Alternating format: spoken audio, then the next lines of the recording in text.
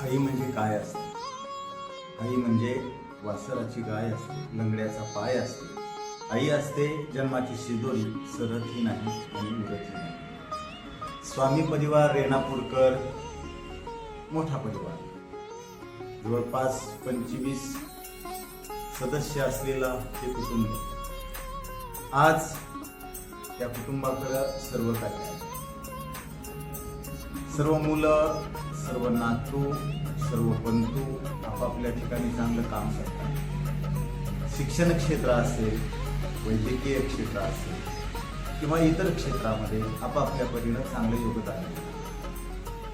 एक काळ असा होता की या परिवाराकडे काही नव्हतं. आमचे वडील कैलासवासी गंगाधर स्वामी विधी करायचे, पौराहित्य करायचे. साधा व्यवसाय होता, तो व्यवसाय करायचे, भिक्षा मागायची.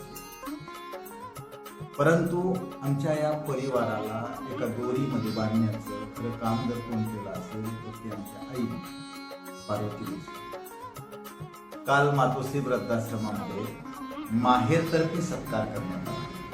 पाहुणे मंडळी त्या ठिकाणी उपस्थित होती. त्याच्यानंतर मी आईची मुलाखत घेतली आणि आज 75 वर्ष होऊन सुद्धा आईची स्मृती अतिशय जशाला तशीच आहे. त्या आठवणी, ते अनुभव, हे सगळं ती आम्हाला सांगते. आपण आपल्याकडे पैसे तेवढे नाहीत, आपण तेवढे श्रीमंत नाही, परंतु आईच्या संस्कारामुळं आजही समाजामध्ये मान सन्मान आहे. आणि आम्ही मुलं, नातू, बंधू हे जे काही आहे याचं खरं ऊर्जा स्रोत जर कोण असेल तर ती आमची आई आहे. छोटंसं पडकं घर, गळणारं घर, ज्या घरामध्ये लाईट नव्हती, ज्या घरामध्ये साधी एक सतरंजी नव्हती, अशा घरापासून आज आपण कसे तरी स्थिर स्थावर झालो. आजही आम्ही आईचा तेवढाच मान सन्मान करतो जेवढा की पूर्वीच्या काळामध्ये. आईची ज्यावेळेस मी ही मुलाखत घेतली त्यावेळेस आई स्वतः बोलण्यातून असं वाटलं की आई धन्य, धन्य याच्यामुळं की म्हाताऱ्या माणसाला पाहिजे काय तर फक्त आपुलकीचे 2 शब्द पाहिजे. मग ते मुलं असतील, सुना असतील, नातू असेल, नातसुना असेल, पंतू असतील, या सर्वांकडनं. आणि म्हणून ती मुलाखत अगदी दिलखुलास बोललेली माझी आई, त्या आईचं जे म्हणणं आहे ते आपण ऐकलंच पाहिजे. या मुला कोणतं आहे? जोड. आणि कितीपर्यंत शिकलीस? 4थी पर्यंत. शाळा कोणती होती? शाळाच नव्हती. आणि कुठं शिकली, कसं शिकलीस मग? शिकले त्या मंदिरात. आणि तरी पण तुला वाचता येते? येत थोडं थोडं. आणि भजन कसं काय शिकलीस तू? भजन लई होतं तिथं. कसा? महादेवाच्या मंदिरात रोज भजन व्हायचं, त्याच्यामुळे भजन येते. आणि कशामुळे तुला भजन म्हणा वाटते? मला भजन आवडतंय त्याच्यामुळं. बरं. ते तुझ्या लेकराबद्दल काय वाटते सांग बरं तुला? लेकराबद्दल आनंद वाटते. लेकर माया करतात? हा, माया करते सगळे. सुना माया करतात का? हा, सुना माया करतात का? नातू माया करतात. नातू? नातू तर लईच करते, चिमट्या घेते जोरात. बर. आणि किती नातू येतं तुला? आता तेवढी मी मोजली. म्हणजे न मोजण्या एवढे नातू आहेत का? बर बर बर. माहेरची माया करतात का? का बरं? गेले हम्म. भाऊ होते चांगले, मायावती बी गेले. आता बाकी कोण कोणाचं? बरं. आज तुझा सत्कार झाला, कोण केलाय सत्कार? सगळ्या लेकरावाने, अजून सगळ्याच. कुमारस्वामीनं सत्कार केला म्हण तुझा? हो, कुमारस्वामीने केला सत्कार. मोठा केला. हा, मोठा. पाहुणे लय आलते. हा, पाहुणे लय आलते. लय आलती पाहुणे. आणि कोणता भाऊ लय माया करत होता तुझे? सगळेच भाऊ करत.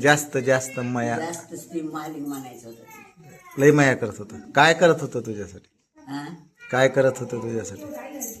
ती का ते बी मस्त. म्हणजे कशामुळे जास्त माया करत होता असं कसं म्हणतेस तू?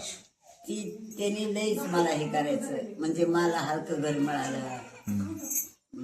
माझी गरीबी कुठे गेली नाही. मला खूप गरिबीमध्ये करावं लागलं. ते आमच्या भावाला बघवत नव्हतं, ती रडायची. बरं. तुझ्या लेकराने अभ्यास कसा केला? माझ्या लेकरांनी राहणार कुठे बसून सरी केली. तेव्हा चिमणीच होती, लाईट नव्हती. मला म्हणायचे 4 मुलं येतात ते मुलं काय करत नाहीत बघ तू म्हणून म्हणायचे अशा जावा बाबा. मला म्हणायचं बघू पण काय करते, काय नाही. म्हणजे सुदैवाने लेकराला सगळ्यात चांगली बुद्धी दिली. सगळे चांगले लेकर निघाले. बर. असं काय पुण्य केलं म्हणतात गरीच्या बाया. अगोदरचं घर कसं होतं तुझं? 5 पत्र होते तिथं महादेवाच्या वाड्यात. हम्म. तिथंच कशामुळे चांगले दिवस आले तुला? शिका तर ईश्वरानं आणले. तुम्ही शिक्षण शिकला, शिक्षण शिकला की लगेच नोकऱ्या लागल्या. मग मला वाटायचं मी तुम्हाला शेताचं तोंड सुद्धा बघू दिलं नाही. माझे लेकर चांगले बनले पाहिजे. माझी किती बेजार होता. आमची भाऊ रडायचे घर चांगलं मिळालं नाही. माझ्या बहिणीला एवढी बहीण चांगले असताना रडायचं, वाईट वाटायचं त्यांना. मी म्हणायचं जायचं ही दिवस काय राहणार आहे का. मग आमच्या थोरल्या भावानं काही दिवस बघितला नाही. पण महालिंगना शिवलिंगना झालं ह्यानं. तुला आज समाधान कशामध्ये वाटतंय? जास्त समाधान कशात वाटतंय? जास्त समाधान तर मला भजनात वाटतं. काही डोक्याला टेन्शन आलं की कुठं जर भजन असं गेलं तर माझं टेन्शनच जातं. त्याच्यातलं ज्ञान कळतं मला. आज कशाचं टेन्शन आहे सांग बरं तुला? हा आज काय वाटतंय तुला आज? आता काय टेन्शन नाही. आता काय टेन्शन आहे. आता फक्त देवा मला लवकर नाही एवढंच टेन्शन आहे. का बरं नाही? इथं काय दुःख आहे का तुला? दुःख होणे म्हणूनच न्यायचं. हा. हा. किती मोठे ऑपरेशन झाले. ना तू काय माया करत नाहीत का? नातू करते, सगळे करतात. मोठे मोठे ऑपरेशन झाले. कोण सुद्धा वाचन म्हणत नव्हतं. तरी देवाने त्याच्यातून टुकून तुमचा परिवार बघायला मिळाला. नाही सगळे म्हणत होते काय वाचत नाही. बरं, आता घरात तुझ्या मान सन्मान, गाडी, बंगला सगळं आहे. पण जास्त सुख कशात वाटते तुला? सगळ्यातच वाटते. सगळे माझे लेकरं चांगले निघाले मूळ सुख मला हे आहे. आणि पुढे नातू पण चांगले आहेत. म्हणजे कोणचे पित नाहीत, कोणचे खात नाहीत, काही नाही. माझा परिवार सगळा सुख आनंदानं जाऊन तर आनंदानंच गेला असं मला वाटतं. मला सगळ्या आता देवाला काय मागणं आहे तुझं? आता देवाला एवढे एकच मागणं आहे की मला चटकून नाही. चटकून ने कशासाठी? आणखीन लय बघायचे. अरे बाबा पुढे बस झालं. बस का बरं? मी चांगली आहे तोपर्यंत बरं, तुझी कोणत्या देवावर श्रद्धा आहे सांग बरं? महादेव. कोणत्या महादेवावर? कोणत्या बी महादेव. बर.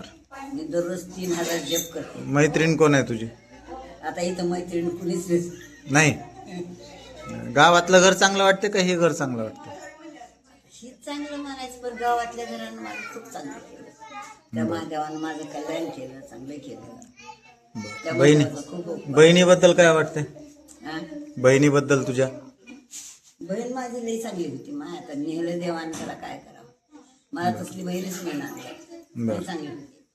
बर. तिनं माझी गरिबी होती तर तिथून तिचं चांगलं होतं. तर तिनं कपड्यामध्ये दशम्या बांधायच्या त्याच्यात नोटा घालून मला देत होती.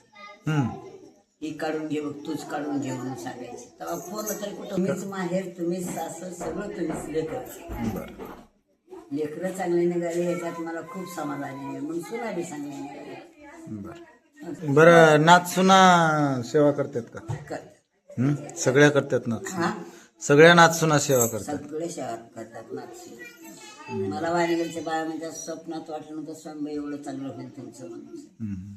तुम्ही किती चांगलं झालं. तुमचा परिवार चांगला आहे. देवाला काय मागणं आहे तुझं? आता काय सगळ्याला सुखी ठेव ही तर देवाला पहिली प्रार्थना आहे माझी. बरं.